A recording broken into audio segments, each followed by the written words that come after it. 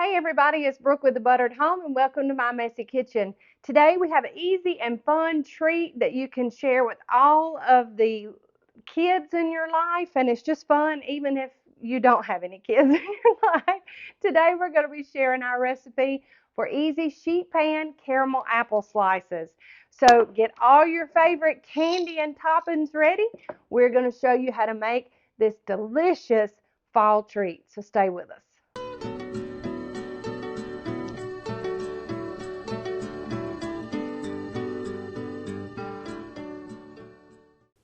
Got just a little prep here from anywhere from 3 to 5 apples. We're just going to go around the core of the apple and just slice the meat off with the skin on. This is going to be just like a traditional caramel apple, so we want to preserve that and just toss that core right out.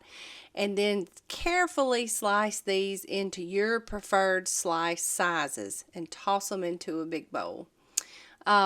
The idea here is to do enough apples, and I do them one at a time so I can make sure that I have enough to fill up that sheet pan with a single layer. But we like them bite size, so I'm just probably cutting them about a half an inch thick. Now that we have all of our apples in our large bowl, we're just going to pop in a little bit of water, maybe about a cup, and just enough to cover your apples completely. Then we want to take about 2 tablespoons of lemon juice and just mix that in. This will help keep them from browning prematurely, and we're going to let them soak just for a few minutes in that water and lemon juice. Now we're going to get started on prepping our delicious toppings. We're going to start with preparing some dark chocolate. You can use your desired chocolate. I just really like dark chocolate. And I'm just simply going to cut it with a knife carefully. Here you see I have some mini M&Ms. You can use regular M&Ms or even peanut M&Ms. And I have these twisted pretzels.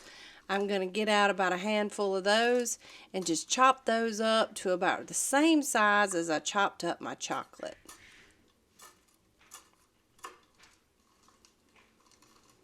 Now my favorite, the Reese's Cups, we'll take a handful and we'll unwrap them and we'll chop those about the same size as well. Just carefully I'll quarter them or cut them into sixths. Now I have some paper towels ready, and I'm going to just take my apples, and in a couple of batches I'm just going to lay them out and then dry them really well with the top of those paper towels to get them ready to put on the sheet pan. Just get as many out as you can. Then we'll give them a good press and squeeze with another paper towel to get them as dry as we possibly can. Then we'll line our sheet pan with our apples. Now I have my caramels, and now this is a labor of love, but this is how me and Mama used to do it. We're going to open all these guys up and put them in a microwave safe dish because we're going to make our delicious caramel and cream, and I'm going to be using half and half. So now that we have those 2 bags of caramels in that microwave safe dish, we're going to add in about 1/4 of a cup of half and half. Now I'll pop these into the microwave and just heat them on regular heat for 30-second intervals, stirring between each just until they become nice and creamy. And you'll see here that it's going to take a few 30-second intervals depending on your microwave. But doing it in 30-second spurts like this will get them smooth and ready to go without burning and scorching them. And my advice is when you think you're almost there, just keep stirring until you don't have any lumps. So you'll see they're starting to kind of loosen up with that half and half. But we may need just a little bit more. And like I said, just keep stirring. Just keep stirring. And you'll know, you can test your consistency if you take your spatula or your spoon and just pick it up and drop it to see if it's going to drizzle like you want it to. When you get it ready to drizzle, Just take it and drizzle it right over those prepared apples. Ooh, I'll just be honest, I could just eat this caramel by the spoonful right out of that bowl. But it really is so much better on these apples. We've allowed it to set just a minute. Now we're going to add our toppings. First, I'm going to start with my probably second favorite, just the dark chocolate. And you can mix these up, or you can do like I'm doing, and you can do it in quadrants almost. So if you're serving this to a crowd, if people like dark chocolate and nothing else, then they can have that in one section. And now we've got some roasted pecans we're going to add. We're going to let these set at room temperature after I just press them down lightly until they're ready to serve. Okay, so we have allowed these to sit just at room temperature for, about 20 to 30 minutes, just so that caramel can kind of set up. Also, if you wanted to speed things up, you can pop them in the fridge for about 10 minutes and they'll set up all nice.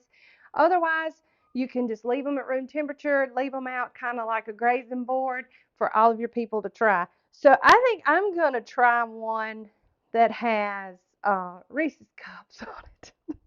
Because what's better than caramel and peanut butter and chocolate? So we've got that nice caramel pull on it. Let's give it a taste. Mmm,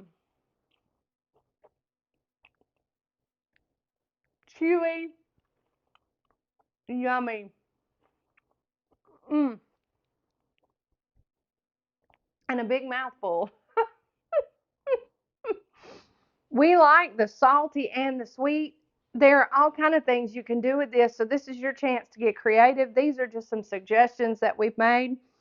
Now let's talk about the caramel. Yeah, that was a lot to unwrap all those caramel candies.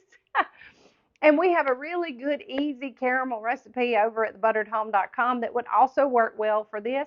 Or you can buy caramel already made if you're short on time. This is nostalgic in the sense that whenever I was a kid and my mom used to make homemade caramel apples, we used to help her unwrap all those caramels so that she could melt it down just like we did.